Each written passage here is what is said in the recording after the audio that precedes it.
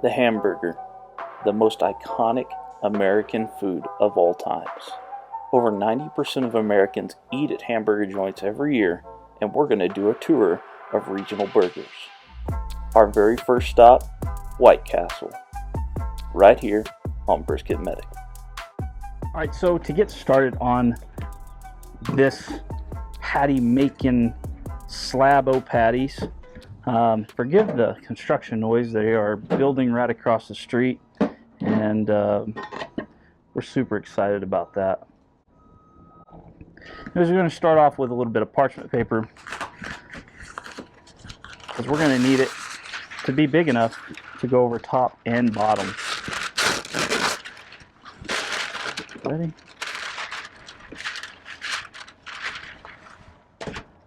Wonderful West Texas breeze has blessed us with its presence yet again today. So we're going to go ahead and get our meat out. And I got to be honest with you, I'm not sure how much meat we're going to be using. I know we're going to be making right around 12 sliders. That I'm thinking 2 to 3 ounces each. So I got 2 pounds here, and we'll kind of see what's going on with 2 pounds of, this is ground sirloin, 90-10, and we'll see what happens.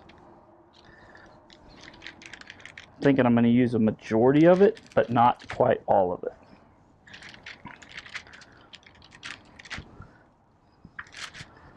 Get the rough shape of it, and then we'll start measuring it. Now I know that these buns are 2.5 inches by 2.5 inches, so 3 by 4, that's what, 7.5 by 10. So we'll measure out 7.5 by 10.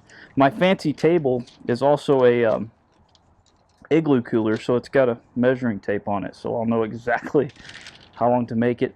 I'm gonna throw just a little bit more on there just in case. And it looks like we got, I don't know, about a ½ pound left. Just simple math, probably 1.5 pounds is what's gonna take for this to work out. So find a place to put this. That works.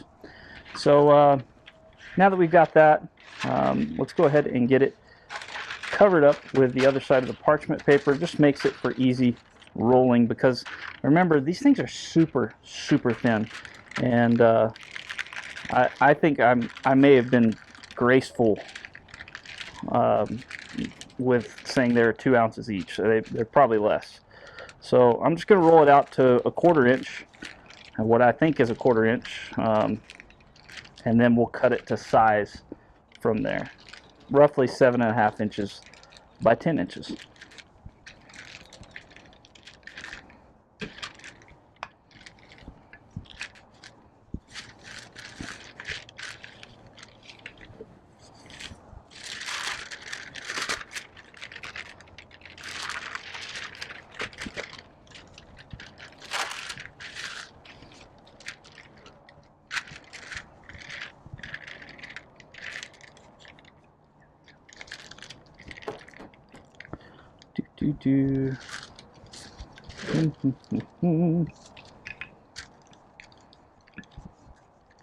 I'll make sure it's nice and even.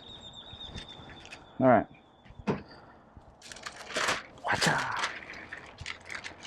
That's about as thin as I think I want to make it. So let's go to our measuring. Y'all can't see it, but I can here. Pretty close right there on width wise. I'm just going to take a little bit off right here.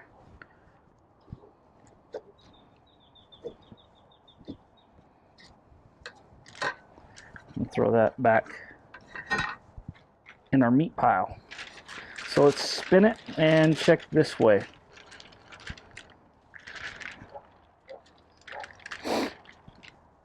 And this way we're actually looking about 15 inches wide. So this is kind of thick over here. I'm going to go ahead and take it off.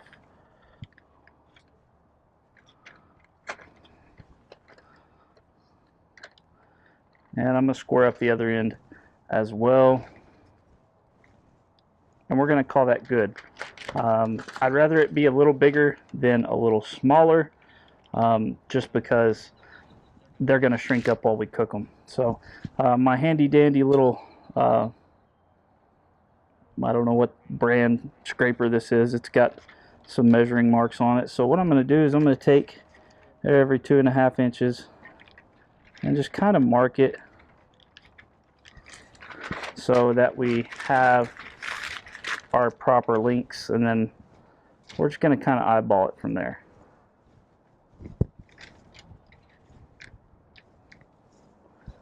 These are going to be not exactly perfect size, but I'm okay with that.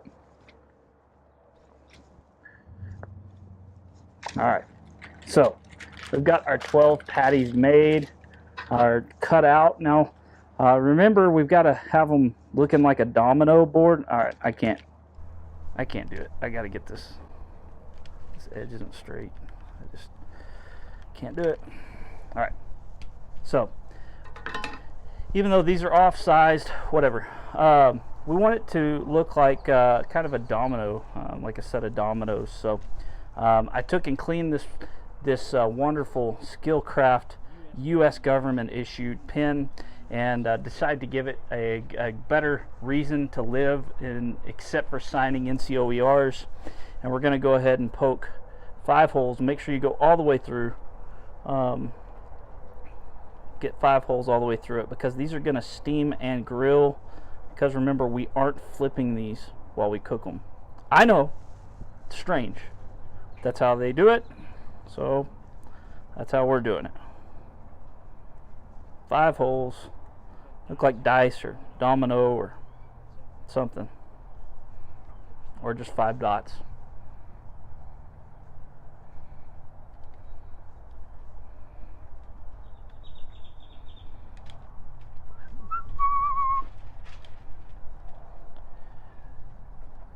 Beep, beep, beep, beep, beep, beep. Almost there. Stay with me, folks. Stay with me.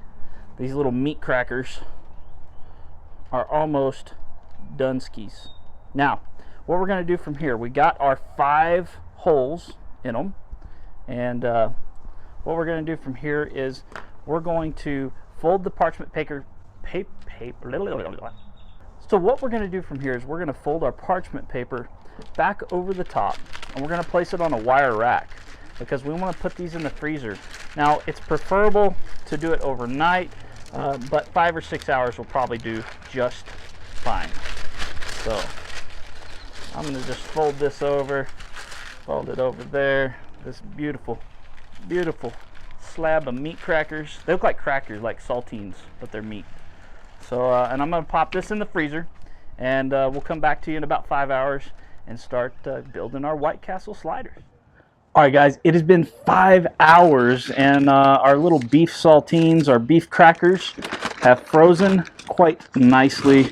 And take a look at these beautiful little things. So we're going to take this and just toss it, and I'll pick it up. So we're going to take and we're going to break these up, and just into their little individual servings.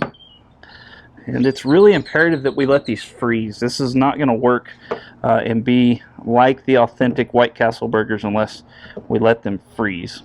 So we're going to get these broke up. And then remember, I was telling you about they do their onions a little bit differently. They actually take granulated, dried, dehydrated onions, and they rehydrate them in some water. And so I've been letting my onions rehydrate. And so we're going to put a nice bed of onions down onto the griddle.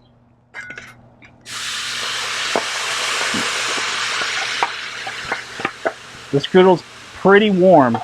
We want it to be somewhere around 400 degrees or so. So we're going to get this spread out. This little 17-inch Blackstone is just awesome for something like this, especially if you're just cooking at home for your family and you don't have a massive family. this will do really, really well. So we're going to get them spread out, maybe a little bit more up here.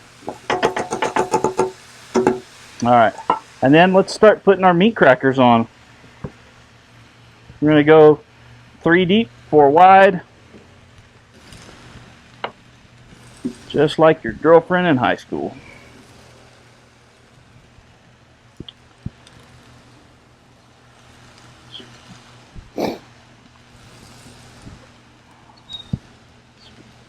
Now, the interesting thing about how these cook is they're just going to steam. They're not going to grill. I'm not going to put them on the grill and then flip them over. They're just really going to be steaming this whole time. So while we get those started, I'm going to move some of this stuff off to the side. I'm going to get my Hawaiian rolls. And I forgot a knife to cut these. So, give me just a second. And we're back with a slicing knife. I can't blame anybody but myself for these terribly pitiful looking rolls. I bought these and I don't know what happened. So let's go ahead and break these up, because the whole idea is to let these steam as long as these burgers are steaming as well. So we're going to get these cut pretty well in half, so that there's a foot and a crown to every burger. And we'll stick it right there. You always put the feet on first, and the crowns we'll put on afterwards, and I'll show you exactly how we're going to do that to ensure that they all get equal steam.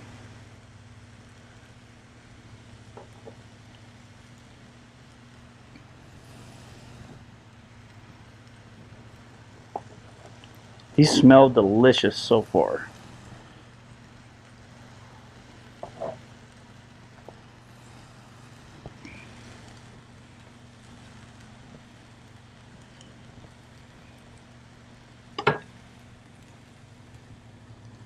Gotta hurry with this because you really do want these buns to steam.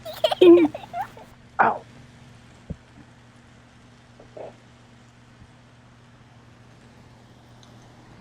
And because these buns are trash, again, my fault, try to size them up with ones that actually are about the same size as your patties, because also my fault, I didn't make the patties a very uniform size.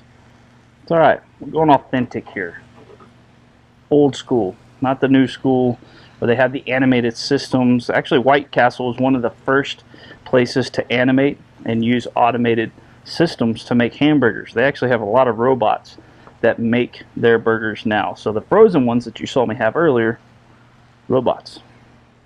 And that's how they take us. So we're going to take our top bun, or the crown, we're going to place them in between so that they get lots of good steam as well. I'm just going to place them in between here in different places to make sure that they all get nice and steamed.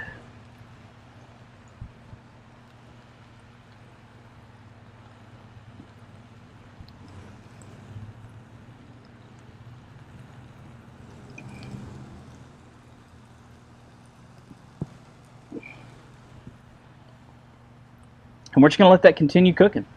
If you get in here, you can see that these patties are starting to really steam and cook well. They're cooking from the bottom up, and those caramelized onions are putting off lots of flavors in that steam, and that steam is going to absorb into the buns, and it's going to be absolutely delicious. Oh, another thing I forgot was cheese. We are back with some cheese. This is the best. I'm going to say it again. This is the best. I don't care what any of you say. I know there's Gouda and blue cheese and all that. The best hamburger cheese is Kraft Singles American. Get over it. I'm going to take 6 slices. There's 12 of these. And I'm going to cut these in quarters. I know that makes 24. What I'm going to do is I'm going to cut these in quarters, because I'm going to kind of put them on there like this. like that. Like that.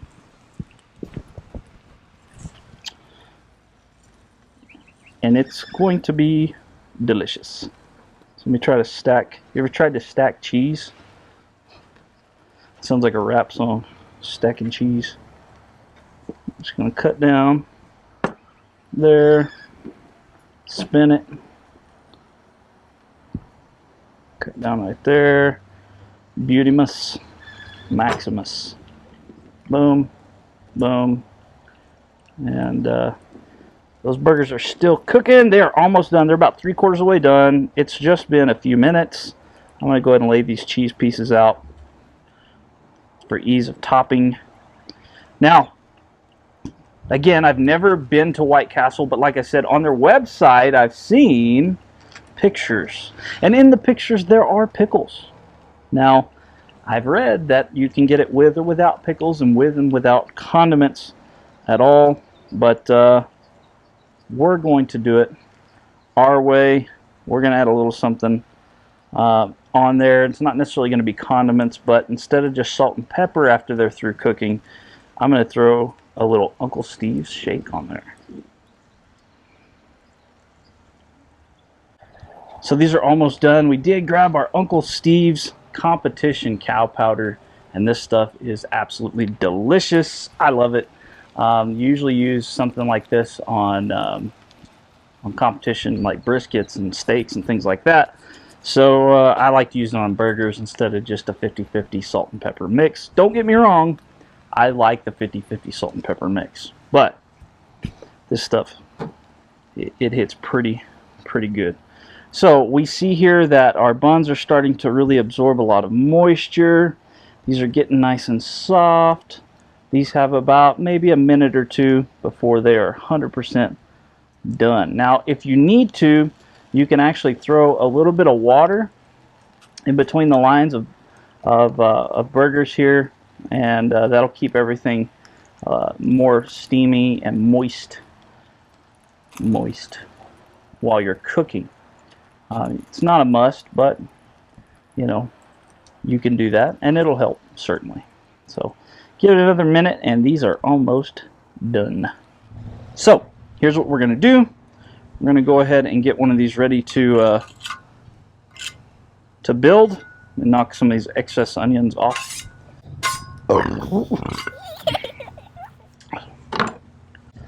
And what we're going to do is we're going to take our crown and we're just going to scoop the patty, onions, and foot bun all together at once up from the grill. We're going to take it, flip it over, and look at those delicious caramelized onions. All that on top. Let's get some Uncle Steve's shake thrown on there. Just a little bit. A couple of slices of bread. A couple of pickles. Top it off. That is a beautiful homemade White Castle slider. Iconic to American burger history, and as we do these travels and go through our nation and check out different regional burgers, we had to start with White Castle up in the northeastern areas. Ish.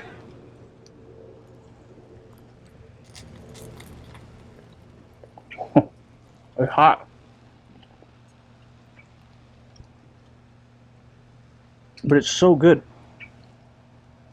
It's very different. The steamed burger is very different than a grilled burger. It's not really what you are used to or what you think it would be. But it's not bad.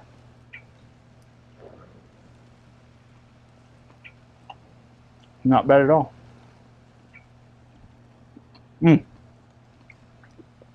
Join us as we monthly go to a different region and cook a different regional style hamburger as we travel through and check out the different tastes, techniques, and tips for burgers across America. This is Brisket Medic, guys. I love you. Drink more water.